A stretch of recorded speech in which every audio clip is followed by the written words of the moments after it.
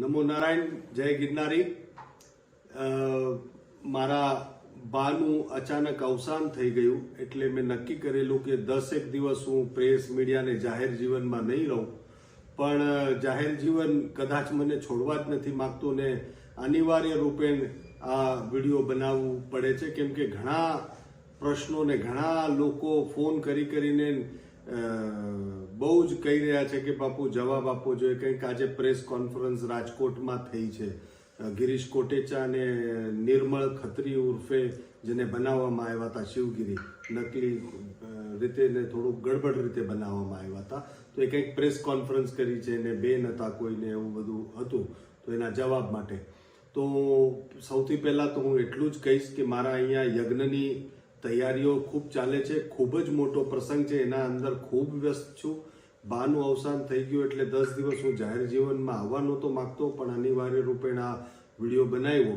તો વાત એવી છે કે સૌથી પહેલો મુદ્દો એ આવે કે ગિરીશ કોટેચા જુનાગઢના, ઓલો ભાઈ નિર્મળ ખત્રી છે એ અહીંના, પછી એ અહીંયા જ જે કંઈ બન્યું અહીંયા ભૂતનાથના અંદર જે દુર્ઘટના બની એ જુનાગઢના અંદર, પણ આ પ્રેસ કોન્ફરન્સ રાજકોટ જઈને કરે છે ગિરીશ કોટેચા અને બાકી બધા। રાજકોટ જઈને કરવાનો શું ફાયદો? રાજકોટના પત્રકારોને બધી વાત તો ન ખબર હોય, જુનાગઢના પત્રકારોને બધું જ ખબર છે, જુનાગઢના જનતાને બધું જ ખબર છે। ગિરીશ કોટેચાને નખથી શીખ સુધી જુનાગઢ આખું ઓળખે, પત્રકારો બધા ઓળખે। અહીંયા પ્રેસ કોન્ફરન્સ કરે એટલે પત્રકારો પરથી પ્રશ્ન પૂછી શકે, અને પ્રશ્ન પૂછે એટલે ગિરીશ ફેંફે તે થઈ જાય, એના જવાબ કાગળ હોય નહીં, પ્રમાણ હોય નહીં, એટલે અહીંયા પ્રેસ કોન્ફરન્સ કરીને રાજકોટ કરે છે। એનાથી જ સિદ્ધ થાય છે કે આ લોકો કેવા ગાંડા થઈ ગયા છે, અને ગિરીઓ ગાંડો થયો એ તો મેં પહેલા જ કહી દીધું હતું। હવે બીજી એક સમજવાની વાત છે કે જુનાગઢમાં મેં પહેલા પણ કીધું હતું કે ગેંગ ચાલે છે, હરિયાની પેલું હરિગીરી છે એની ગેંગ પૈસા લે અને કોઈ પણ જગ્યા પચાવવાની હોય એટલે ચા વાળો, ટેક્સી વાળો ને એવા કોઈ પણ એવા દુર્બળ માણસો હોય કે એવા લોકો હોય એને તરત લાવે, રાતના સવારમાં મુંડી નાખે, જગ્યા કબજા કરી લે। અને આના વિરોધમાં મેં ઘણા પહેલાથી વિરોધ કરેલો છે।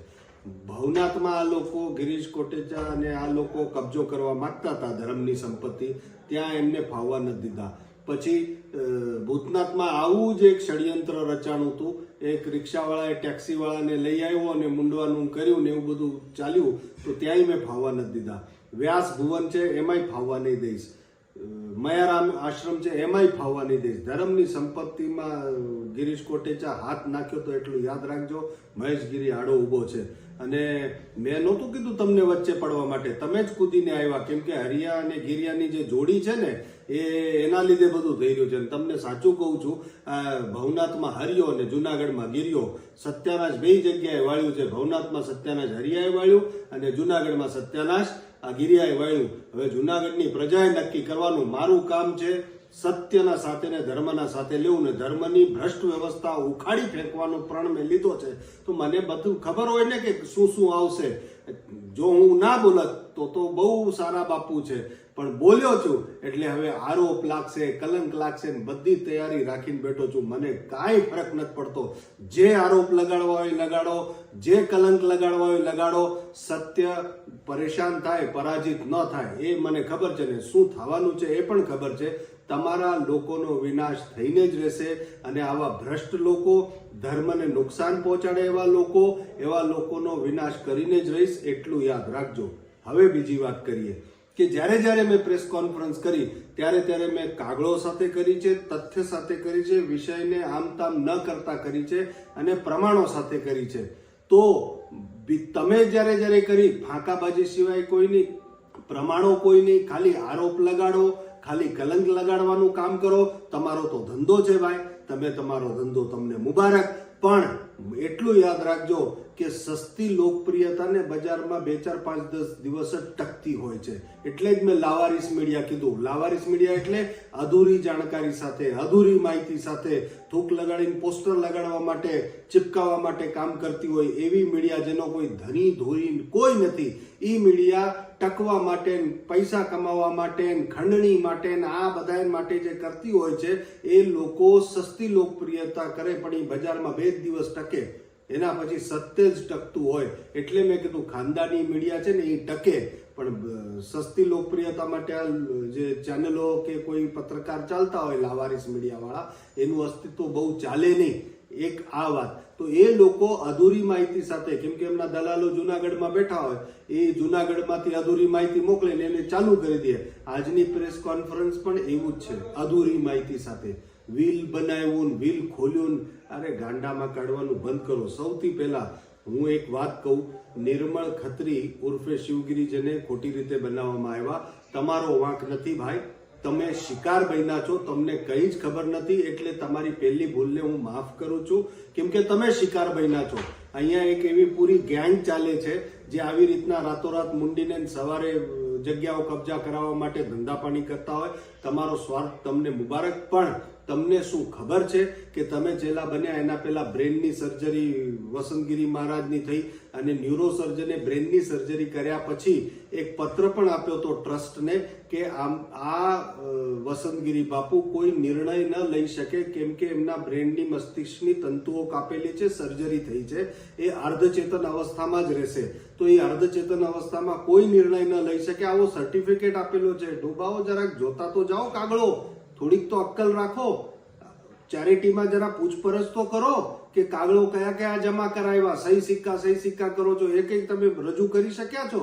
હવે ડોક્ટર જયારે સર્ટિફિકેટ આપે કે એ વ્યક્તિ કોઈ નિર્ણય નહીં લઈ શકે, તો તમે રાતોરાત પછી એમને જે નાકમાં નળીઓ હતી એ કાઢી લીધી. એના બધા સાક્ષીઓ ત્યાં ઉભા છે, ટ્રસ્ટીઓ ત્યાં ઉભા છે, ટ્રસ્ટીઓ વિરોધ દર્શાવ્યો ચેરિટી કમિશનરમાં જઈને કે આ ખોટું થયું છે ને આમાં કોઈ નિર્ણય ના થાય, અને કાગળ ડોક્ટરનો જોડ્યો છે.